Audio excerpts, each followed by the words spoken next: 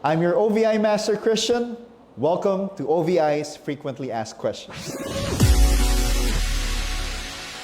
Merong dalawang numero na gusto kong maalala ninyo pagdating sa mabilis na pag-claim at pag-process ng inyong benefits sa ating SealPro.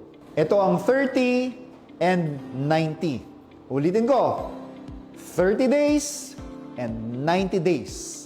Simulan po natin sa 30 days. Pag ang isang tao na covered ng ating SealPro ay naaksidente, bibigyan lamang ng 30 days ang isang taong naaksidente to notify ang ating OVI personnel regarding the accident na nangyari sa kanya. Kung lumagpas ito ng 30 days, the claim will be deemed invalid. Hindi na po siya mako-cover dahil ito po ay lumagpas ng 30 days. Ngayon, ano naman po itong 90 days?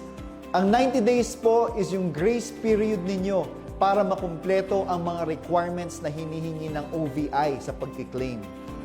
Magsisimula po ang 90 days grace period after nyo ma-notify ang OVI regarding the accident.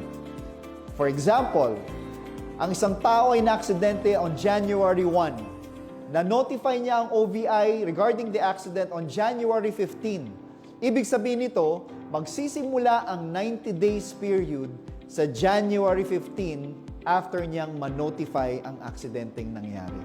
Which means you have April 15 para makumpleto ang hinihinging requirements ng OVI. Pag lumagpas ito ng 90 days, again, it will be deemed invalid. This is your OVI Master, Christian Enrile, and stay tuned for more OVI's Frequently Asked Questions videos.